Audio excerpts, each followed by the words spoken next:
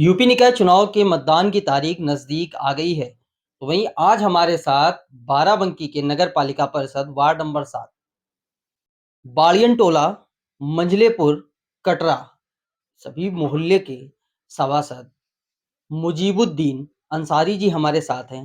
हालांकि मैं बताना ये चाहूंगा कि सन 1988 यानी आज से लगभग 35 वर्ष पूर्व और 35 सालों से अभी तक सभासदी इनके परिवार में ही रही है और वो किसी दूसरों के पास नहीं है। हालाँकि इसका क्या रीज़न है? क्या जनता इनको इतना चाहती है या कुछ मामला और है? और अब की बार यूपी निकाय चुनाव में महिला सीट होने के कारण मुजीबुद्दीन अंसारी साहब की पत्नी अफसरी बानो अंसारी मैदान में उतरी हैं। हालाँकि ये उनके प्रतिनिधि हैं। इनसे हम बात करते हैं, जानते हैं पूरा मामला क्या है।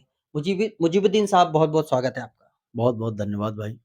भाई सबसे पहले तो हम आपसे ये जानना चाहेंगे कि पिछले 35 वर्षों से आप इस सीट पे काबिज़ हैं। ऐसा क्या है कि जनता का रुझान है या फिर कुछ और मामला है? देखिए ये हमारे जो है ना हमको जो ये सीट वरासत में मिली है और ये हमारे पिताजी पहला चुनाव सन 1988 में यहाँ वार्ड से लड़े थे और उनको जीत मिली थी। उसके बाद उन्होंने जो जनता के साथ एक संवाद बनाया, जो एक मेल का और मतलब ताल्लुकात बनाए, गरीबी-अमीरी को हटाकर उन्होंने एक जो रिश्ता बनाया, वो एक मजबूत रिश्ता बनाया, जिससे हमारी जनता हमारे साथ जुड़ती गई और हमने बगैर किसी भेदभाव के हमारे पिताजी ने 30 सालों तक जनता की सेवा की। हमारे घर पे हम देखते रहे हैं कि हमारे घर पे उस वक़्त हमारी उम्र ज़्यादा नहीं थी, छोटे थे। हमारे घर पर कोई भी व्यक्ति आता था, वो गरीब हो या अमीर हो या किसी भी जाति या धर्म का हो, हमारे पिताजी उसका काम करने में बिल्कुल संकोच नहीं करते थे और इस तरह से करते थे जैसे लगता था कि हाँ, उस बंदे को ये महसूस हो गया है कि ये हमारा काम अब हो जाएगा। तो जो मोहब्बत जनता ने हमको दी, हमने जनता से वो संवाद बनाए हमारे पिताजी ने, उसी विरासत को हम आगे बढ़ा रहे हैं। 2012 में ये सीट महिला हुई, फिर हमारी मैडम चुनाव लड़ी और वो जीती। फिर 2017 में मतलब हमने चुनाव लड़ा क्योंकि हमारे पिताजी 2017 में वो एक्सपायर कर गए थे। फिर जनता ने वो प्यार हमको दिया और हम उनकी उम्मीदों पर पूरी तरह से खरे उतरने की कोशिश की। फिलहाल अब ये फैसला जनता के हाथ में है कि अगर हमने उनके साथ कुछ किया है और जनता को की उम्मीदों पर हम अगर खरे उतरे हैं और वार्ड में विकास किया है, तो हमें पूरी उम्मीद है कि इस बार भी जनता हमको इस पद पे बिठाएगी। हमारी मैडम जो चुनाव लड़ रही हैं, उनको इस पद पे बिठाएगी और इंशाल्लाह हम जैसे हमारे सन 1988 से हमारे पिताजी जो है जनता की सेवा करते चले आए हैं, उसी तरह, उसी भांति इंशाल्लाह हम भी वही पद चिन्हों पर चलकर जनता की सेवा करेंगे और कोशिश यही रहती है कि हमारे घर से कोई मायूस होके ना जाने पाए। कहीं न कहीं एक सवाल यहाँ पर उठता है, जैसे हुँ, विपक्ष हमेशा एक सवाल उठाती कि समाजवादी पार्टी, हुँ, परिवारवादी पार्टी है। हुँ। उसी तरीके से आप पर भी आप 35 सालों से एक ही सीट पर काबिज़ हैं। आप पर इस पर क्या कहना है? भाई जी, मैं आपको ये एक बात बताना चाहता हूँ कि सन 1988 में नगर निकाय का पहला चुनाव हुआ था और समाजवादी का जो जन्म हुआ है, वो सन 1992 में हुआ था। तब हम समाजवादी जानते भी नहीं थे कि कहाँ हैं। तो जनता ने हमको इंडिपेंडेंट बिठाया। फिर उसके बाद हम कई बार इंडिपेंडेंट चुनाव लड़े। तो समाजवादी पार्टी हाँ, ये चीज़ें जब हम समाजवादी पार्टी से जुड़े और मजबूती से, तो हमने समाजवादी पार्टी के सिंबल से चुनाव लड़ा और सिंबल से ये हमारा शायद दूसरा या तीसरा चुनाव है।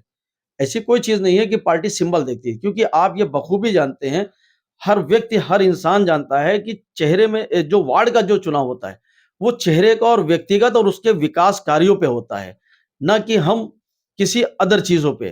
पार्टी सिंबल देती है, पार्टी एक अपना जनाधार ढूँढती है, उससे हमको भी लाभ मिलता है। ऐसा नहीं है कि बहुत सारे वार्ड के अंदर ऐसे लोग होते हैं, जो सिंबल के ऊपर ही हमको लाभ देते हैं। लेकिन जनता का प्यार दोनों तरफ से मिलता है, तभी हम निकाय चुनाव जीत पाएँगे। वार्ड नंबर 7 जिसका क्षेत्रफल बहुत बड़ा और कई मोहल्ले इसमें आ जाते हैं, जैसे आपका कटरा, बाड़ियन टोला, फैजुल्लागंज, मंझलेपुर, ये सारे आ जाते हैं, तो इस पे भ्रमण करने में आपको कोई समस्या होती या नहीं और कुल वोटर कितने हैं? भाई जी देखिए, इस पे भ्रमण करने में तो समस्या है ही है और सबसे मेन चीज़ ये है कि वोटर हमारे यहाँ करीब 4500 के आस-पास हैं। अब रही बात इसको देखने में, ये एक हमारे लिए एक नई चुनौती है, क्योंकि हमारे पास पहले कटरा मोहल्ला था, फिर हमारे साथ अब जुड़ा फैजुल्लागंज। मैंने फैजुल्लागंज को भी काफ़ी प्रोग्रेस किया और काफ़ी मतलब जो वहाँ काम नहीं हुए थे, वो हमने काम करवा दिए वहाँ पे। वहाँ सबसे बड़ी समस्या पानी की थी, जो वो हमने इसी साल मतलब हल कर दी 5 साल में। फिर रोड करीब-करीब गलियाँ कच्ची थी, नालियाँ थी नहीं, पानी निकासी नहीं था। उसका पूरा इंतज़ाम किया और करीब-करीब हर गली पक्की हो गई है। हर पोल में लाइट लगवा दी, मरकरी बल्ब जो भी जैसे हुआ, वहाँ रोशनी पहुँची। सेम ये पोज़ीशन इस वक़्त हमारे पास नया विस्तारित क्षेत्र शामिल हुआ है मंझलेपुर, जो हमारे लिए बहुत बड़ी चुनौती है। क्योंकि उस गाँव में मेरे ख़्याल से दसियों साल से कोई विकास कार्य नहीं हुआ है। क्योंकि एक तो 5 साल वो मतलब शहर और देहात के चक्कर में वो बाहर रहा। उससे पहले जो भी वहाँ लोग थे, उन्होंने क्या किया मुझे नहीं मालूम, लेकिन मैं जहाँ तक मैंने देखा है, मैंने गाँव को पूरी तरह से घूमने के बाद जो महसूस किया है, कि वहाँ विकास नाम की कोई चीज़ नहीं है। यहाँ तक कि एक पोल में एक बल्ब नहीं नज़र आया कि वहीं कहीं पे ये होता कि मतलब चलिए, लेकिन सबसे बड़ी चीज़ है ला रात में आज की डेट में लाइट ना होना। क्योंकि खेत के आसपास की आबादी है, कच्चा एरिया है टोटल, तो ज़ाहिर-सी बात है बारिश का टाइम आ रहा है, कीड़े-पतंगे हर चीज़ निकलेंगे, तो लोगों के घरों में भी घुसेंगे। लेकिन अगर लाइट होती है, गाँव में लाइट होती, तो शायद कहीं न कहीं आदमी अपने आप को सेफ महसूस करता। तो कुल मिलाकर वहाँ ना लाइट है, ना रोड है, ना पानी है और ना जल निकासी है। वहाँ की एक बहुत बड़ी ये समस्या है जल निकासी, जिस पे हमको वर्क करना है। वार्ड नंबर 7 में कुल 6 प्रत्याशी खड़े हैं। क्या मानते हैं किससे आपकी फाइट है? देखिए, मैं तो नहीं जानता मेरी किससे फाइट है, क्योंकि मैं खुद देख रहा हूँ कि जनता जो हमको प्यार दे रही है, तो मैं अपने आप को देखता हूँ और मेरे प्रत्याशी में मतलब लोगों में जो खड़े हुए हैं, उनमें किससे फाइट है, ये हमारे लिए कह पाना बहुत मुश्किल है।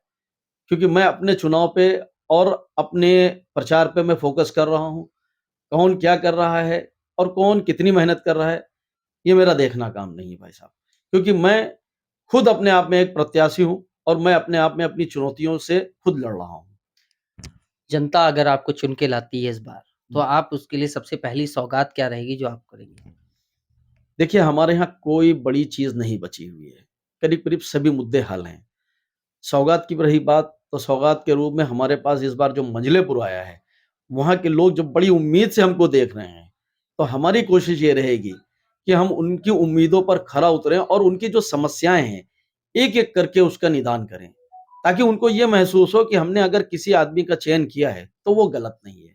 अगर ये चीज़ हमको मिलती है और इस पथ पर हम काबिज़ होते हैं, तो जो फजुल्लागंज में हमारे अधूरे कार्य जो छूटे पड़े हुए हैं, कुछ एरिया हैं जहाँ कच्चा है, कुछ एरियो में और सी दिक्कतें हैं हमने देखी हैं, तो उनको भी हमको ख़त्म करना है। ऐसा नहीं है कि हम मतलब एक गाँव मिल गया तो दूसरे को नज़रअंदाज करें, ऐसा नहीं। हमको पूरे वार्ड का विकास करना है और हमारे यहाँ भी कुछ हमारे अपने पुराने वार्डों में भी कुछ थोड़ी-थोड़ी समस्याएँ हैं। जैसे पानी की गर्मियों में आता है, हमारे यहाँ वार्ड में भी पानी की समस्या हो जाती है, तो उसको भी हल करना है और उसके पीछे भी दिमाग लगाना है।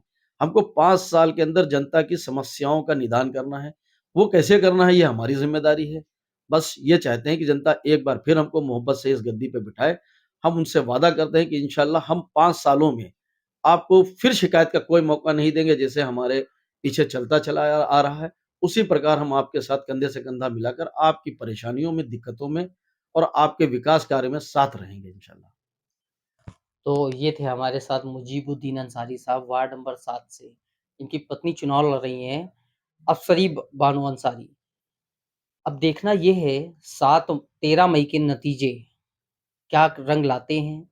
जनता इनको 8वीं बार फिर से सभासद की गद्दी पर बैठाती है या फिर नहीं?